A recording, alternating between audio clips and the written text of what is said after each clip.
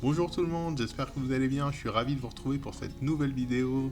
Ça fait un certain temps que j'avais pas eu l'occasion de vous poster une vidéo sur le blog, donc c'est avec grand plaisir que je vous retrouve aujourd'hui. Vous inquiétez pas, tout va bien, j'avais pris un petit peu de repos. Je reviens avec un tutoriel. Pour rappel, un tuto, c'est une vidéo explicative sur un sujet. Et j'ai décidé de vous parler de Facebook et des réseaux sociaux. En deux mots, Facebook, qu'est-ce que c'est? C'est un réseau social, et d'ailleurs c'est le réseau social le plus utilisé au monde.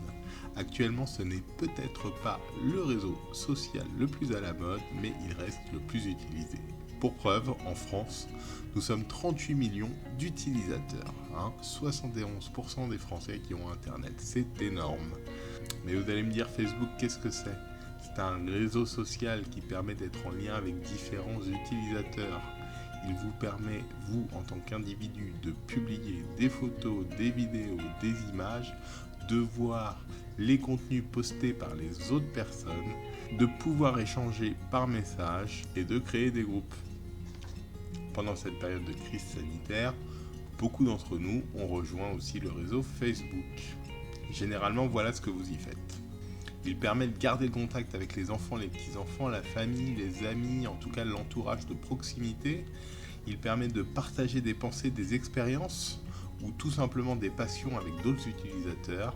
Il permet aussi de jouer et il permet d'avoir un accès à une information orientée vers des domaines qui vous intéressent.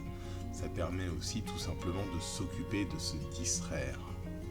Je vais donc dans ce tutoriel vous expliquer comment créer un compte Facebook et dans les grandes lignes comment faire vos premiers pas sur Facebook. Allez, c'est parti. Maintenant que vous voyez un petit peu mieux ce qu'est Facebook, je vais vous montrer comment créer un compte pour pouvoir accéder à votre Facebook.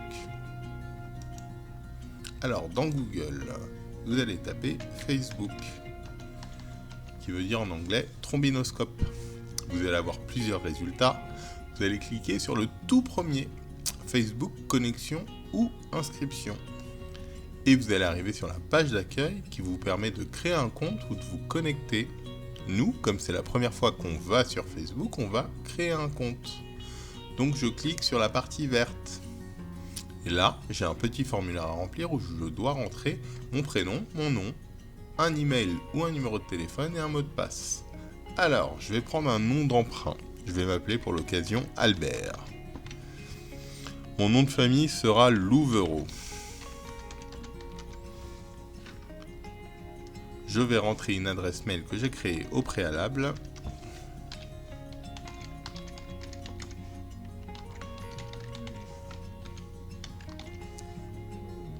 On me demande de confirmer mon adresse mail, c'est-à-dire de rentrer exactement la même adresse pour être sûr que je n'ai pas fait d'erreur.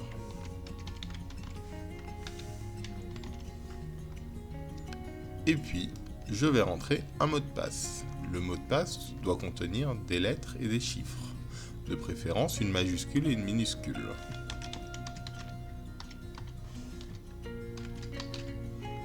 Je vais rentrer une date de naissance, de préférence la mienne. Alors pour l'occasion, Albert va être né le 20 août. Il faut avoir plus de 13 ans pour pouvoir accéder à Facebook. Je vais être né en 1951 et je suis un homme. Voilà, il ne me reste plus qu'à cliquer sur s'inscrire. Une fois que j'ai cliqué sur s'inscrire, Facebook va m'envoyer un mail avec un code. Je vais devoir aller sur ma boîte mail. Vous pouvez voir que j'ai bien reçu un mail de Facebook avec un code FB32107.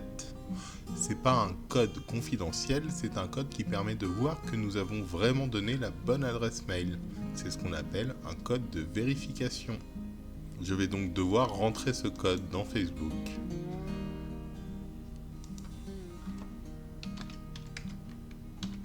Une fois que le code est rentré, je clique sur Continuer.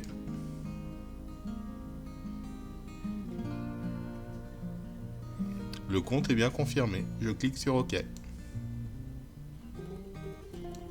Mon compte Facebook est créé, je vais tout d'abord mettre une photo pour pouvoir être identifié. Je clique en haut à gauche sur Albert Louvereau. Il y a un icône avec une photo, je vais cliquer dessus et on me demande d'ajouter une photo. Je clique dessus, je mets importer une photo qui sera sur mon ordinateur. Me voici, je suis magnifique.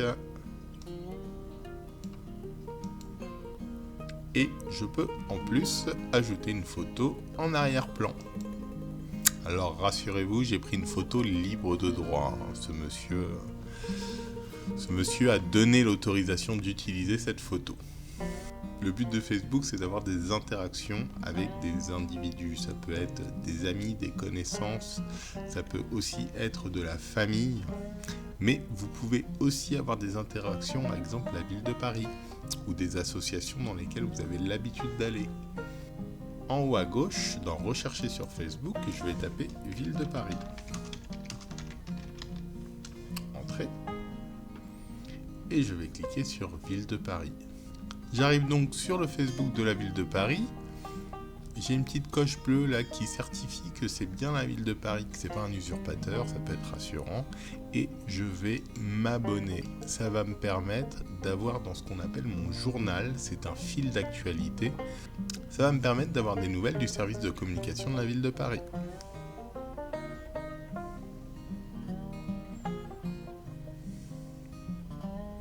Avec des petits reportages vidéo, des affiches, de l'actualité. C'est plutôt bien fait, c'est sympa pour se tenir au courant. Généralement, les personnalités sont aussi sur Facebook. Les commerces de proximité, ça permet aussi de pouvoir les suivre. Je vais vous donner l'exemple de la pâtisserie de Cyril Lignac, par exemple.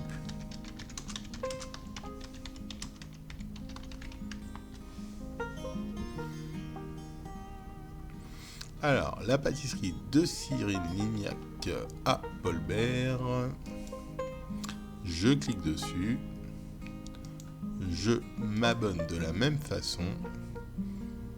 Je peux savoir quelles sont les spécialités du moment qu'ils proposent, s'ils sont ouverts actuellement.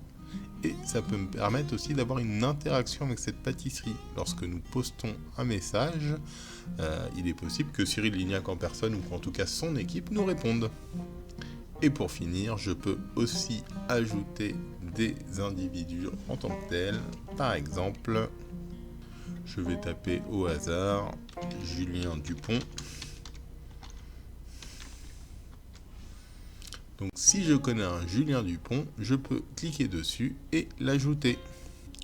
Pour revenir à mon journal, mon fil d'actualité, je clique sur la petite maison et je vois par exemple déjà les actualités de la ville de Paris que j'ai ajoutées récemment.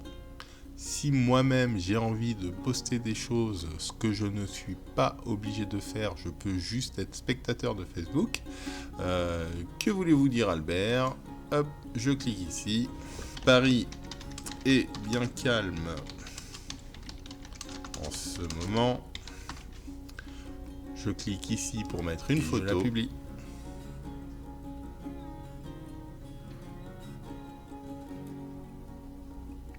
Et tout le monde pourra voir sur mon compte, tous les gens qui sont abonnés, qui me demandent en tant qu'ami, pourront voir cette photo. Vous l'aurez bien compris, ce tutoriel n'est qu'une introduction à Facebook. C'est un réseau social qui est très intuitif. Laissez-vous guider, tentez des choses, il n'y a pas beaucoup de risques. Vous êtes maître de votre utilisation de ce que vous y postez. Vous pouvez y aller par curiosité si vous avez envie d'exposer un petit peu vos humeurs, vos envies, votre quotidien. Vous pouvez le faire en postant des photos, des vidéos, mais vous pouvez aussi être spectateur de ce que vos contacts publient. C'est un moyen dans cette période de crise sanitaire qui permet vraiment de passer un petit peu de temps, de se distraire et d'être en contact avec les autres. Donc n'hésitez pas à tenter l'aventure et puis si à un moment vous êtes lassé par ce réseau social, et vous le quitterez naturellement en laissant votre compte à l'abandon.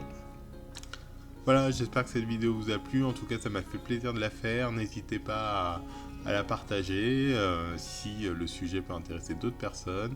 Comme d'habitude, vous pouvez nous faire vos remarques à csvp-club-senior avec un s @paris.fr.